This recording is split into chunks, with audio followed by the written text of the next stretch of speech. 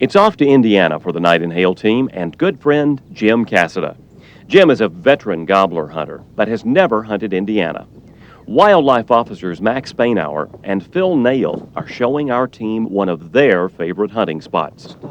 Many people don't understand that game wardens are out to help the hunter and improve the sport for everyone. Just about 300 yards over this ridge. I've been seeing quite a few birds. What is it? Just a pasture It's field? an old cornfield, and Okay. it's got some grass growing up in it right now. But this was just all timbered here. That's good. I like that. There's nothing wrong with that. Turkey No. loves to go where some timber's been cut. That's good. About January, last of January, 1st February, it's all timbered. They give enough time where they settle down, they'll be in there. I got a good feeling about What this. you This place say? just looks like turkey. Let me call to them. Yeah, you hit that. Let's go. call Let's one walk time. right up here first. Come on, let's walk right up here.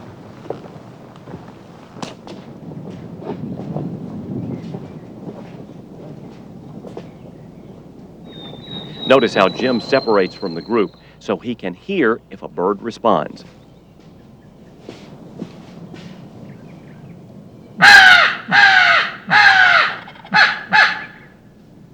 There's a gobble. A crow call is a deadly locator up in the day.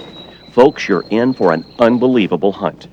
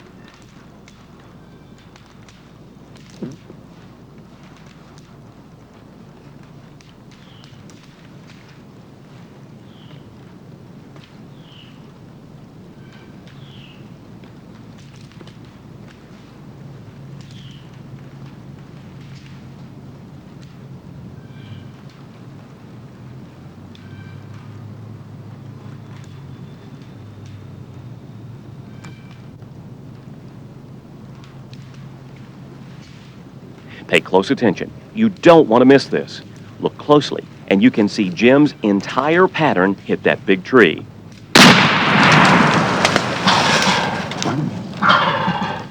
That gobbler probably thought a thunderstorm was rolling in.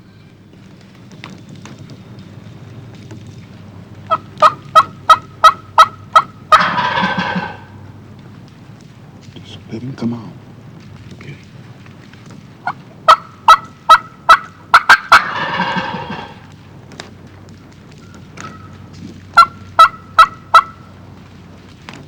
Just let him come on.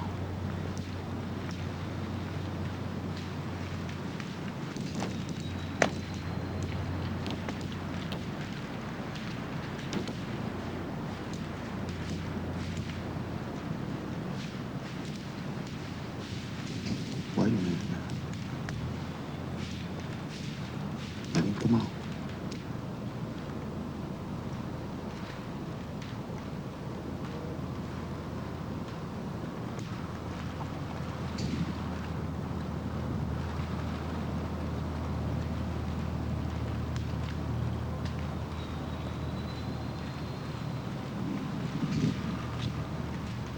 You feel it?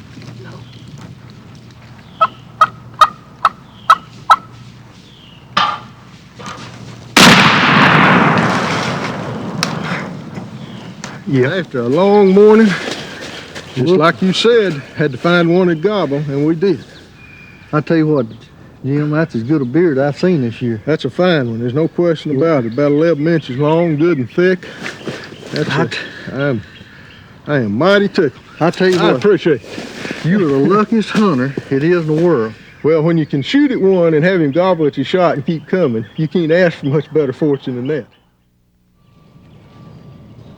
Earlier on this day, the Knight Hale video team heard several gobblers, but a major obstacle kept them from being successful. All the birds were across a river that is too deep to wade, too cold to swim, and has no footlog. Several hours later, with the help of local friend Rick Severs, the boys are on the other side. It's mid-morning, late in the season, a great time to find a gobbler that has lost his hens.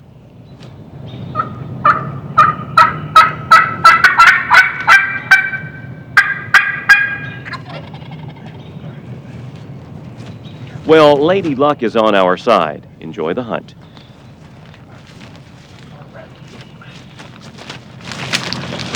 Go about 70 yards back in her.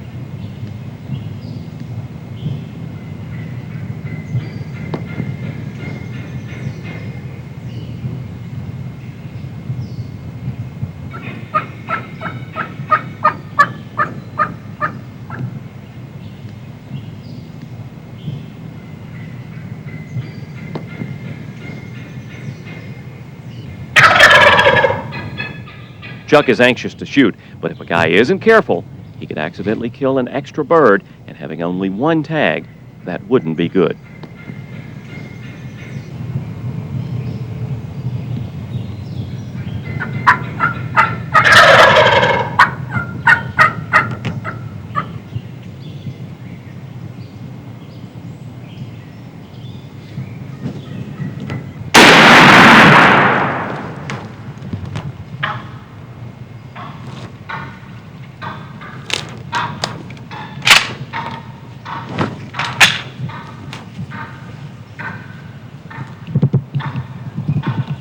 I'll have to say one thing. We've had two of the prettiest days this year, right here in Illinois.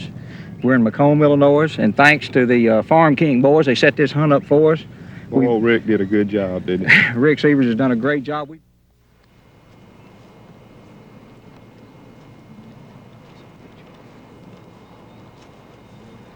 It's around 11 o'clock here in Wisconsin. Harold and Mike Shepard have hunted all morning without any luck. But this time of the day is Harold's favorite turkey hunting time. That's good right there, listening.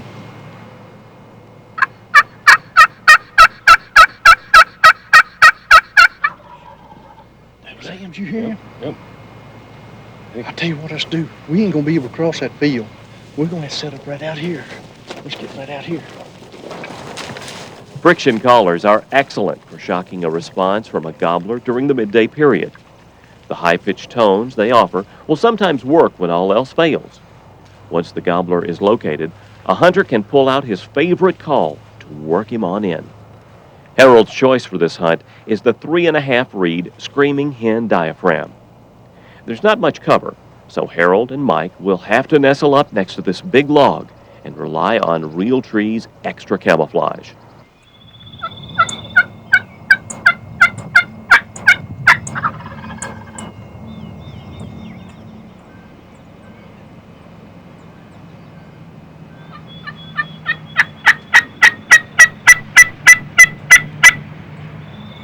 Once these gobblers commit and start coming in, Harold will soften his yelps and reduce overall calling to a minimum. He wants to imitate a hen that is content and saying, "I'm over here, boys, if you want to come visit."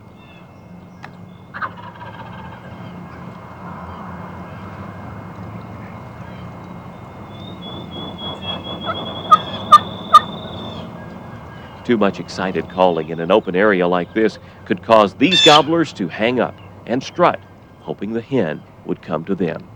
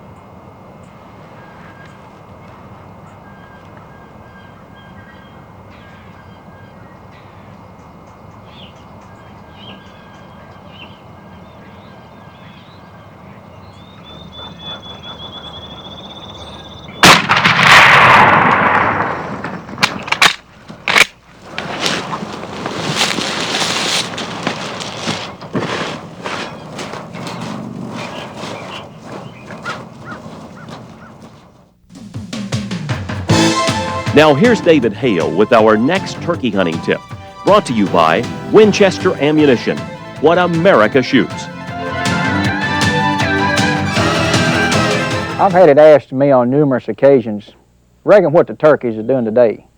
And being the smart aleck that I am, I've always said, well, they're out there walking around somewhere. But in reality, that was a good question. You know, if you understand the transitions that a turkey goes through from the time he leaves his winter flock until the time that the hens go on the nest and start setting, you could find out almost on a daily basis what those turkeys are doing. So what we want to talk about here is 3 different transitional periods that turkeys go through. Being from the central part of the United States here in Kentucky, our season comes in the middle of April or towards the latter part of April, and we only hit a particular transition. If we take off and go to Alabama, their season, or Mississippi, their season starts when turkeys are in their first transition, and you have to understand what transition period those turkeys are in. Therefore, you can understand how to hunt them. You cannot hunt them the same way in each transition and expect to be successful. So let's look at those transitions. First of all, when turkeys come out of their winter flock, the gobblers are together and the hens are together, and the first thing they do is start getting close to one another, and this usually starts when it goes to warming up somewhere in the south, and we'll just use Alabama for a typical example. These turkeys will start roosting, the gobblers will start roosting close to the hens, and all day long, and by the way, season is beginning to open in this transition. These turkeys will gobble on the roost 2 or 3 times, fly down, and the rest of the day they're strutting behind the hens.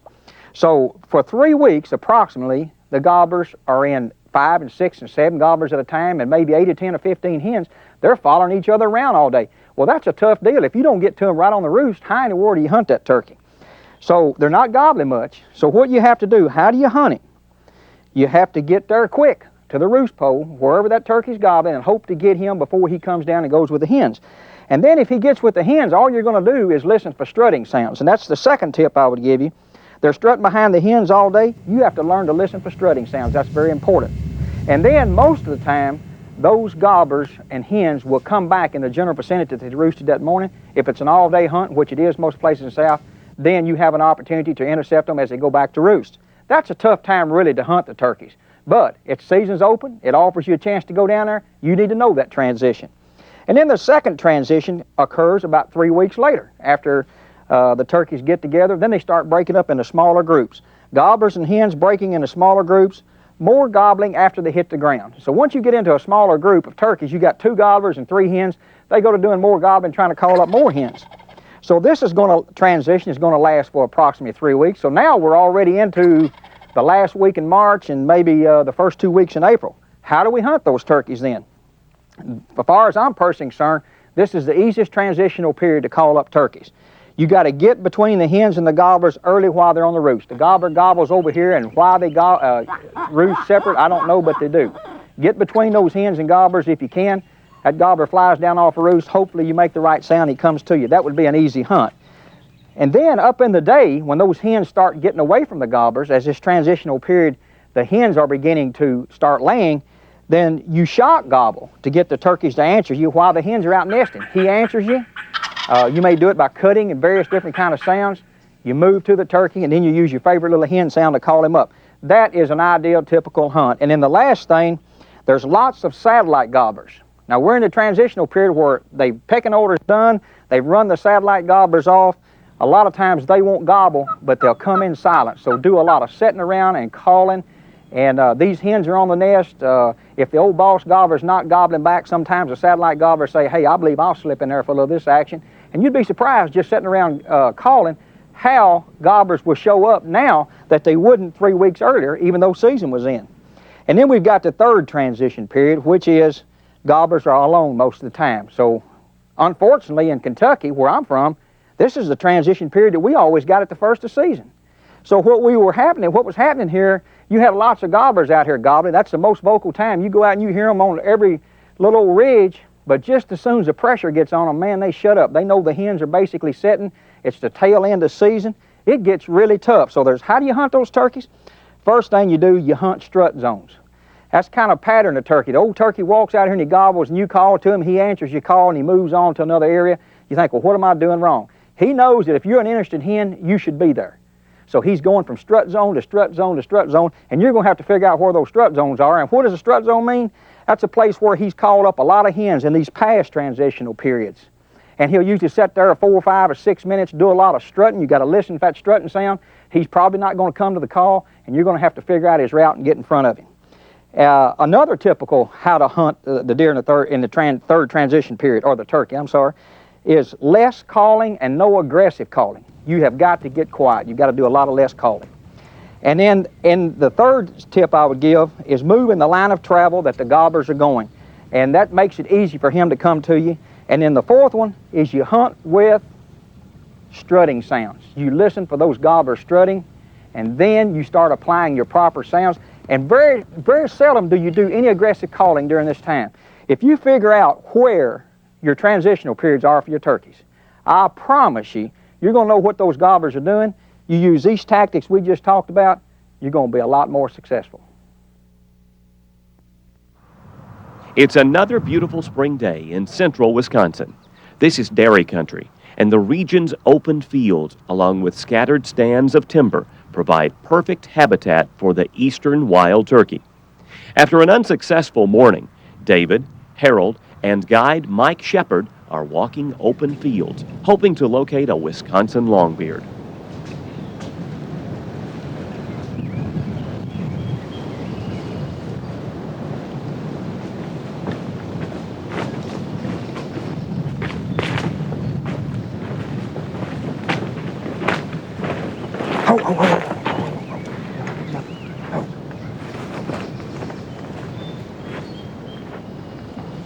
See that black spot up yonder? That's a gobbler, ain't it? You ain't joking, that's a gobbler. Pecking out there in that green field? Yeah. All right, Mike. That's the next fence over. We got permission to hunt over? Yep, we can get there. We got permission. Okay, Harold. All right, we're gonna have to go around him. Let's go. Listen, we done played these field turkeys long enough. Let's call him into the woods this time. All right. Stay out of the field. Stay out of the field, and let's call him into the woods. All right. Let's go around through here.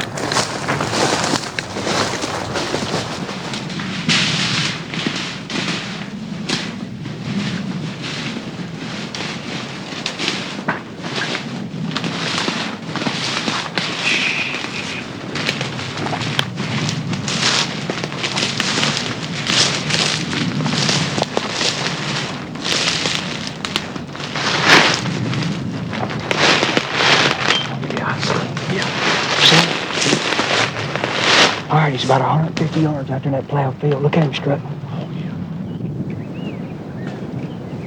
Listen, you reckon we ought to get to the end of the plowed field? Or you think we caught him across that wheat field?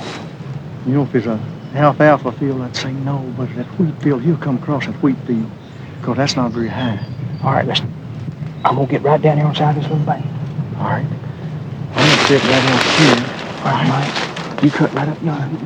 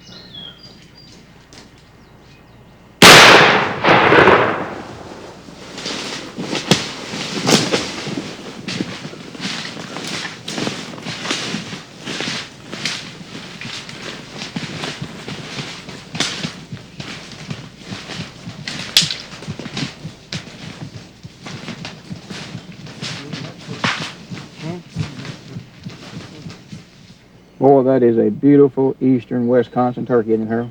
That's a beautiful turkey, big old turkey. Big old turkey. But you know what, Mike? Y'all's turkeys up here are average 20, 22 pounds, don't they? Yeah, all the time. And some of them will go up as high as 24, 25, don't they? Yep. Well, what do you say we discuss just real quickly some tips here? And I think having spent 3 days, and this is the third day, last day of our hunt, it's 10:25. We killed them about 10 o'clock. Yep. We had 2 hours left. And I think the key to this whole thing is, and we've been on turkey after turkey after turkey, but they're nesting, still with the hens. Big time with the hens. Big time with the hens. These gobblers have been pressured, a lot of hunting. And I think persistence is one of the biggest tips. You just got to keep going. Persistence is always good in hunting, David. You know, we, being persistent, we finally found that gobbler without a hen. After 3 days of hard luck with henned-up gobblers here in South Dakota, Harold and David knew they must change their tactics. Once they find the turkeys, they will attempt to bring the gobblers away from the hens.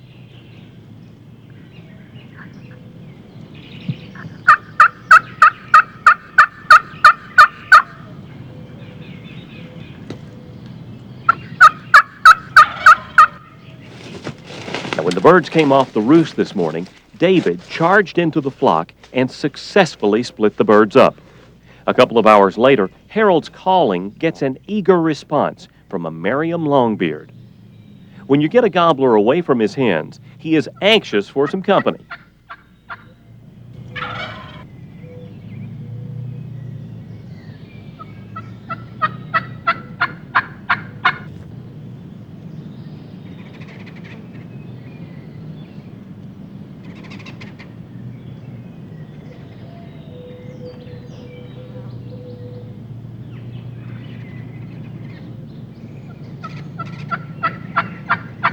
These boys are hardly set up before the old gobbler makes his appearance.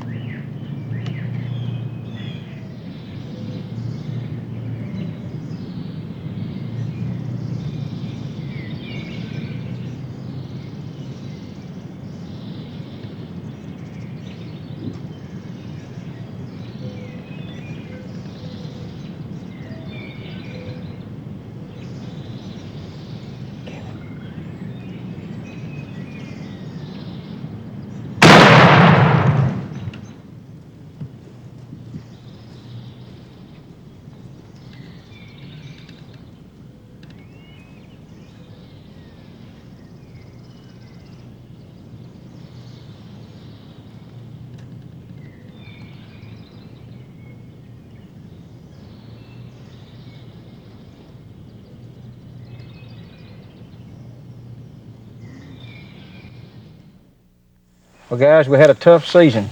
There's got to be something that stands out in each of you's mind that was special to this season. Chuck, what was yours? No doubt, Indiana with Jim Cassidy. Called a turkey up. He shot at him at 30 yards, shot a tree 5 feet in front of his gun. The turkey double gobble, still came up. Somebody scared him. He killed him running off. Harold's got the best part of that story. Harold, now the story that was untold about that hunt had to do, and it was the funniest thing I ever heard, was what you pulled on those 2 game boards, just laying back there with you watching it all. It wasn't necessarily what I pulled on, but what happened, he shot the turkey, missed him, and they said, "Did you get him?" I said, "I think so. There's another gobbler there." And about that time, boom, shot again. I said, "He got him." And that one said, "Oh my gosh." You could tell he thought he'd shot 2 turkeys. And I knew Chuck wasn't going to let him shoot 2 turkeys. Well, Harold, when you think back on the season, then that was pretty funny to me, because I can envision all that. But what stood out in your mind more than anything else? David, without a doubt, the Wisconsin hunt, the last hunt of the year, where I was sitting behind you and Tony, and this turkey came out in this plowed field, and Tony gave you the signal to shoot like the cameraman does a lot of times, and you shot, and the shot went all around that turkey, and he got up and flew, and you shot twice more in that dusty field, and you could see the pattern hitting right behind him where you missed him twice. And you can't blame it on the shells, because we were shooting those Supreme shells, and we didn't. That was the first turkey that we shot this year we didn't kill with it. He was shooting through a bunch of thick stuff over something, wasn't he? Nothing but thin air is all he was shooting through. Mm-hmm. And you mean all the good hunts we had this year, and that was your favorite? That's one come to my mind a lot. Tony remembers that one. Tony remembers he got all that. the blame, didn't he? He got all the blame, that's right. Well, I'll tell you what, I'll make sure that don't happen again next year. You're going to have to find something else funnier than that. You know, when I think back on the season, the toughest thing that I saw this year was when we went to South Dakota. We hunted for 3 days out of 4 that we were there in 45-mile-an-hour wind. And you know, we even tried to put drives on some of those ditches down through there. Who ever heard of driving turkeys? I mean, we were desperate. And to me, that was the toughest of all that we did, was trying to hunt in that kind of wind. When you walk out the door, your hat would blow plumb off your head, and you'd have to run a half a mile to find it. And then to turn right around, and she just quit and turned into some of the prettiest weather we had, and we got 2 kills in one day. And to me, that stood out in my mind as just something that was fantastic. Well, I enjoyed that too, I really did. And that's a memorable hunt. Well, give us one tip as you think back. Now, this was a unique season. We had lots of obstacles in our way and a lot of things to climb over. Give us one tip that would help the viewing audience that you used this past year more than you've ever used. Oh, without a doubt, use it every year, is learning to listen. I mean, especially during lull parts of the day, and if you're with a hunting buddy, get away from him and just sit down over there for an hour and listen. You'd be surprised how many times you'll just hear like a jake calking or a gobble way off or strutting or a hen yelp, but learn to listen. Hunt more with your ears. Exactly. All right, Harold, what about you? Well, this year, I've said was the hen-uppiest year I've ever hunted in my life. You know, hens were gobblers from the first of the season to the end of the season. So I'd say this year I learned a lot about hunting turkeys up around 10, 11 o'clock. And you know, that's one of my favorite times anyway, but I learned a few more things this year. And I learned that old hen would leave that gobbler at that time of day, and I wanted to be out there. And a lot of times, Chuck, I was doing what you said, sitting around and listening, and some tattletale sign of a noise I'd hear, and knowing that turkey was there, and I'd call to him, get him to respond, and that's when I had my best luck. Yeah. Well, I don't have a tip, Chuck, but I do have a request. I want the viewing audience to give us an opportunity to hunt these unmolested, non-called to, unpressured gobblers that we hear so much about.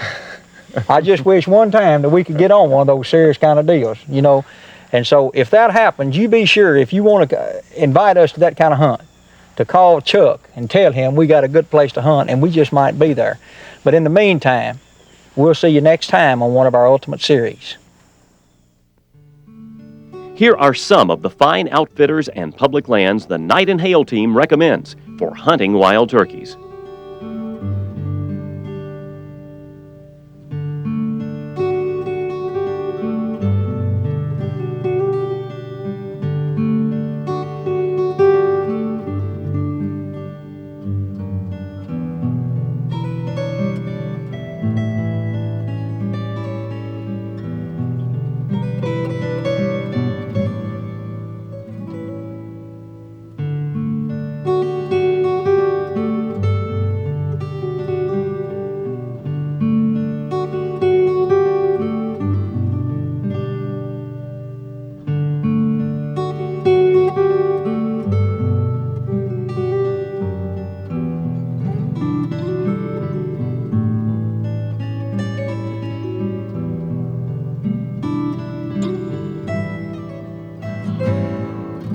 For a free catalog of Knight Hale products, call toll-free 1-800-500-YELP or write Knight Hale Game Calls, drawer 670, Cadiz, Kentucky, 42211. For questions or comments concerning this video, write Commonwealth Productions, drawer 670, Cadiz, Kentucky, 42211, or visit our website at www.knight-hale.com to send us your comments.